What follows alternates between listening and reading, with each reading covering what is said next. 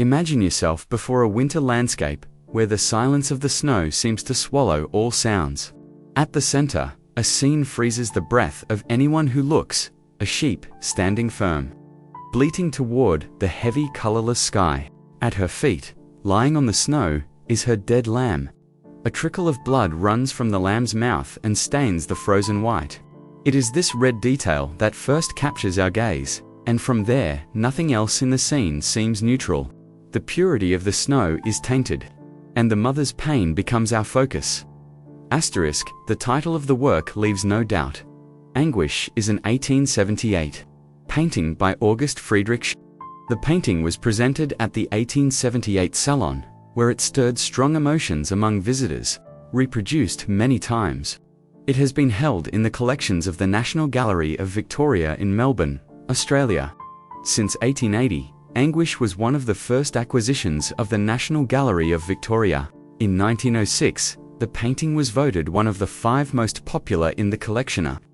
Success that was repeated more than 100 years later. Asterisk, and anguish here is not just sadness. It is that tightness that comes when there is no good way out, when every choice brings pain.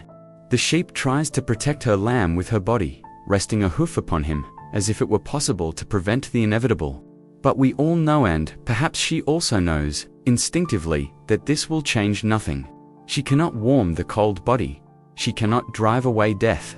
The most she can do is delay for a few minutes what is already decided. If she stays, she risks starving to death. If she leaves, she abandons her child to the carrion. It is an impossible dilemma, and that is where the anguish is born. Surrounding the mother and lamb is a flock of crows. There are many, some very close, others further away, and in the sky, more are arriving. They do not advance immediately, they do not caw, they do not beat their wings. They only observe, in silence, like cold witnesses of what is happening. It is a calm that unsettles. They are waiting for the right moment, and we know they will come. But there is also something respectful in this waiting. Crows, extremely intelligent and emotional animals, have been seen mourning their own dead. Perhaps that is why Schenck portrays them without brutality, but with firmness. They are not there to mock the mother's pain. They are there because nature is like that, respectful, but relentless. The emptiness in the foreground of the painting, between the groups of crows, seems to open a space for us. It is as if the artist had left a place for the viewer to step inside the scene. We stand before the sheep as direct witnesses to her suffering. There is no place to hide. The composition surrounds us, makes us accomplices. Almost part of the circle. The emotional impact of the work also comes from the palette of colors. Faded tones of brown, gray, and black dominate the canvas. There are no vibrant colors, no dramatic sunset, no relief. It is almost monochromatic, and precisely for this reason the emotion stands out more strongly. The absence of color reinforces the weight of grief. When the painting gives up spectacle, only the raw truth remains. A mother in mourning. It is impossible not to remember how winter, in literature and art, has always symbolized death, pause, and desolation. Here, winter is not a backdrop. It is part of the message. One detail many only notice after looking carefully is the sheep's white breath. In the cold air, her breath becomes visible, a fragile proof of life amid so much silence. That frozen cloud contrasts with the still body of the lamb. One breathes, the other does not. It is simple, but devastating. Another detail is the countless footprints in the snow, of the mother who circled perhaps in despair, and of the crows that tested the distance, advancing and retreating. The ground is almost a diary of the agony we do not see. This scene becomes even more powerful because the artist gives the sheep expressions we recognize in ourselves. It is what we call anthropomorphism, attributing human characteristics to animals. The rigid posture, the head slightly lowered. The bleat that seems like a cry of despair, of this is animal, but at the same time, profoundly human. We do not need human figures in the painting to identify ourselves. The pain she feels is universal. It is the pain of anyone who has lost something and could do nothing to prevent it. And Schenck knew what he was doing. He had already explored this kind of emotion in other works. In Laughlin, Souvenir de Verny, 1885. He reverses the scene. The living lamb is the one who curls up next to the dead mother.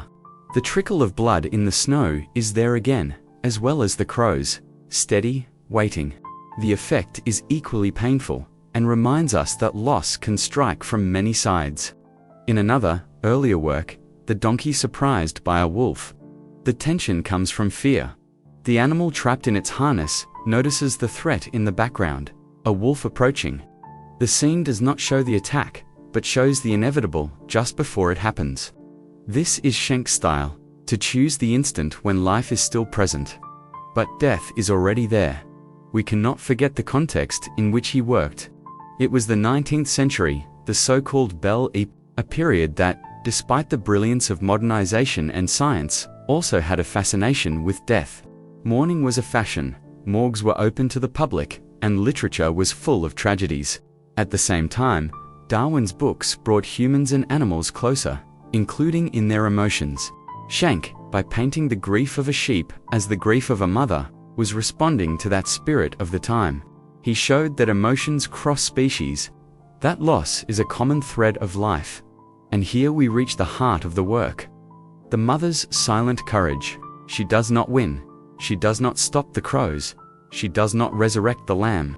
Her courage is in staying upright, even knowing that time does not stop, that the snow keeps falling, that the crows will come closer. It is a love measured by the time she can endure before the pain.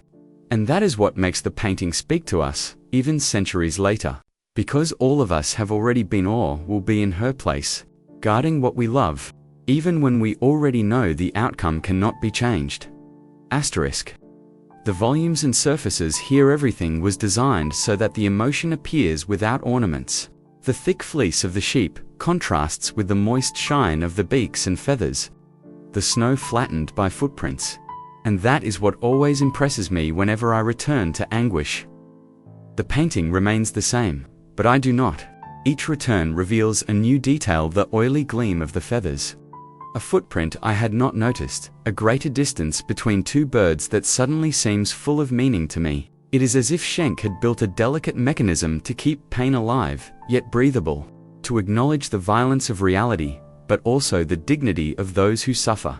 In the end, we are left with the image of a mother who knows too much, and with a flock that knows nothing else but to go on. Between the two, there is US spectators called to be present, without words, at the very point where love meets its limits and, in spite of everything, insists on remaining a little longer. In the end.